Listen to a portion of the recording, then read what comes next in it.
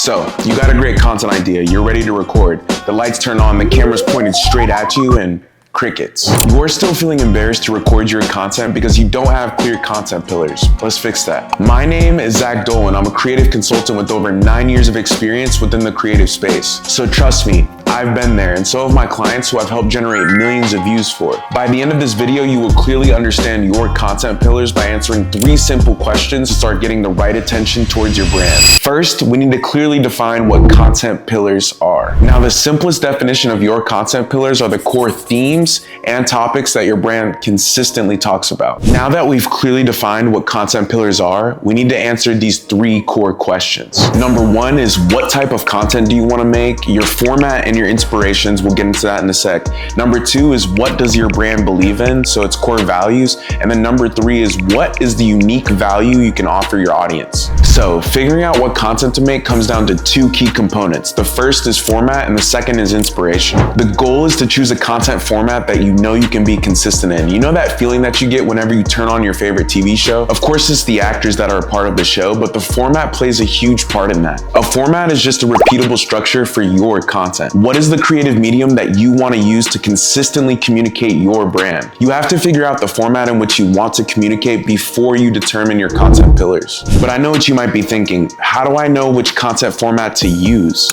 Well, that leads us to our next core component, which is inspiration. The core problem is when you're first starting out, you feel lost in the sea of creators because you don't know what type of content to create. Luckily, that's an easy fix. Start where your inspiration is, and in the beginning, don't be afraid to try everything. If you struggle to communicate on camera or you're just worried about being in front of it, try audio or voiceover only. If you are funny, try making skits. The beautiful thing about content formats is that they're allowed to change over time and as your audience grows. For example, I watch Netflix. I know you watch Netflix. Netflix has this show called 4 Seasons that I absolutely love the format of. They actually use the 4 seasons to carry along the story for the viewer. It makes it way more relatable because truth be told, we all go through different seasons of our life. You're probably different in the summer than you are in the winter. I love Christmas time. I'm a winter guy. I am way happier in the winter than I am in the summer in Texas where it's hot. It's cool because the show aims to add the human element of life in general.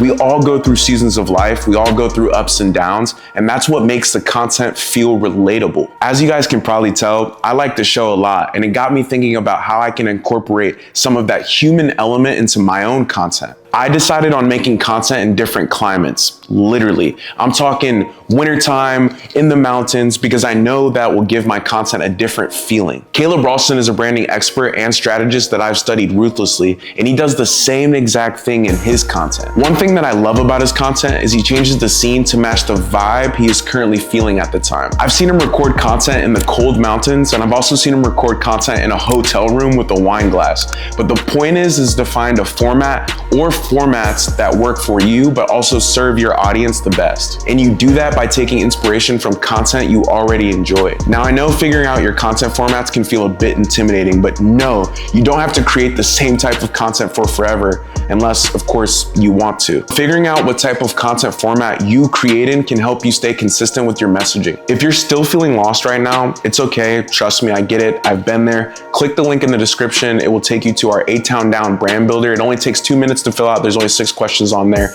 and it'll spit out a 90-day plan. Yes, a 3-month roadmap based on the answers you gave it to help you build your personal brand. After you figured out a content format that suits you and your audience the best, the next step is to figure out what your brand cares about. This goes back to the MVP framework that we have, but your purpose tells you why your brand exists, and your core values tell you what you're willing to consistently talk about over and over again. Think of your core values as the filter for every single piece of content that you make. If someone were to ask you, what is your brand about, you shouldn't have to think very long. So step 1, what I want you to do is write down 3 to 5 things that your brand genuinely believes in. Not just shit you see online, but you actually believe in. Beliefs that you value to your core. A question that I like to ask myself is, would I still believe in this if social media disappeared tomorrow? For example, let's say you create content on finance. You're a finance bro or gal. Some examples of what your core beliefs might look like are: financial freedom creates options, but also distractions. Not all debt is bad. It can be an opportunity. And that investing should be simple. The more complicated, the less profitable. Notice that these core values are also beliefs, not just content pillars. The next step is to expand on those core values. So ask yourself, what does someone need to understand to believe this? For example, if financial financial freedom creates options but also distractions, then your audience needs to understand that the more money they make, the more temptation there is to spend it. If not all debt is bad and it's actually an opportunity, then your audience will need to understand that if they leverage debt correctly,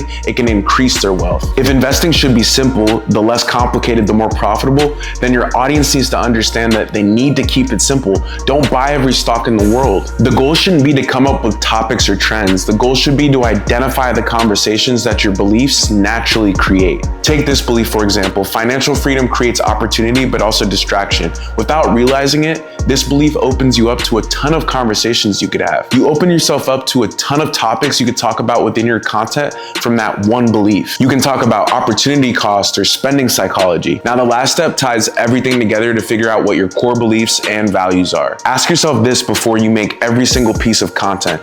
Does this reinforce one of my core values? If it doesn't belong on your page. The real magic happens when your brand and what it stands for intersects with what your audience wants to learn about or be entertained by. That is where your real content pillars live. Now we know what your brand actually cares about, so the next logical question is, what does your audience want to learn, and what's the value you can uniquely offer them? What you think is interesting is fine, but it's just one side of the coin. What your audience thinks is interesting, that matters too, if not more so. If we take the example we used earlier of the person in finance who's trying to start making content, they would need to understand that their audience doesn't wake up thinking, oh, I need to learn about financial principles today. No, they wake up thinking, how do I save more money? How do I get out of debt? Where should I invest? And how can I stop living paycheck to paycheck? Those are all examples of conversations your audience is already having with themselves. So you just need to figure out a way to overlap those conversations with the topics that you want to talk about. The overlap is where all the magic happens. What your brand believes in creates conversation, and what your audience wants to learn about creates questions. We can even switch domains and it would still work. Let's take somebody in the fitness community who's trying to tie everything together. Let's say one of their core brand beliefs is discipline beats motivation. You want to create content around that belief to start a conversation. The topics that you can talk about around that belief consist of habits, discipline, motivation, accountability. All of those topics are things that people naturally think about within the fitness community. They ask questions like, how do I stay consistent? Why do I always feel like quitting after 2 weeks of working out? Now your content can answer the questions that your audience already has, because from that one core belief spawns multiple different content ideas. Lastly, a bonus, if you want to go above and beyond and get the right attention on your personal brand, then this is the most important thing to remember, or a question to ask yourself when it comes to your content pillars. That question is, what is my unique advantage in my content? What you probably don't realize is you have a unique advantage. I mean, everybody does, and that unique advantage can come from 4 places. Grab a pen and a piece of paper and draw a square and make 4 boxes. In the top left box, write experience. In the top right box, write perspective. In the bottom left box, write skill. And in the bottom right box, write personality. Your experience will give you real stories and credibility. Have you built a business before? Have you lost 50 pounds in a month before? Have you helped somebody make $1 million? Have you ever overcame a challenge? The answer will give you what your experience is, and it will help you build trust with your audience. And don't be afraid to share your failures too. People will relate to your failures more than they will relate to your success stories. And next, in the perspective box, write the question, how do I see my industry differently? Your unique perspective shows people your humanity. If you just agree with everybody on everything, you'll sound like an AI bot. So what do you actually believe in? What do you disagree with and why? What is something that you would do differently from everybody else in your industry that's considered the norm? Now, trust me, you want to be known for your perspective and how you see things differently. That's what makes you unique. In the skill box, you want to write the question, what am I unusually good at that comes to me naturally? Defining your skills alongside your experience helps you deliver value in a way that others just can't. Maybe you're really good at making the complex seem simple, or maybe you're really good with the camera and you're an editing wizard. Maybe you can juggle really good with one arm, I don't know, but write it down so you can see the skills that you have and the unique value that you can offer. Then finally, in the personality box, write the question, why would somebody watch my content rather than someone else's? The answer is your personality. People won't just follow you because of the content that you share, the information that you're talking about.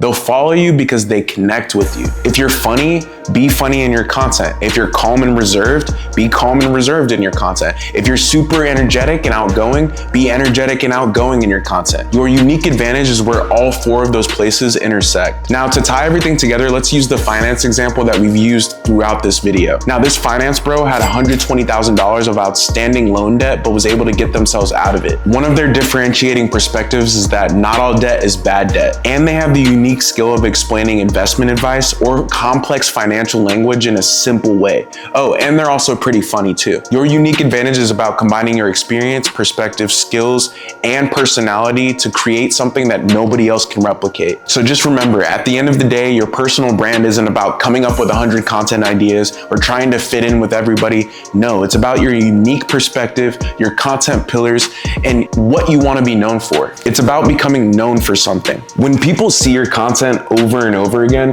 they should start recognizing the way that you think, the values that you stand for, and the questions that you can help them answer. And eventually, the person behind the camera too. So that's what great brands do. They don't just create content, they create familiarity, meaning you see them so much, you can't get them out of your head. Great brands create trust and reputation, and that trust and reputation is built one conversation at a time, through content, or more importantly, in real life. If you can consistently combine all of those things, I promise you'll never have to worry about what type of content you're going to post again, because your content won't be built on trending topics. It'll be built on your brand and what your audience wants to see more of. I'll see y'all in the next one.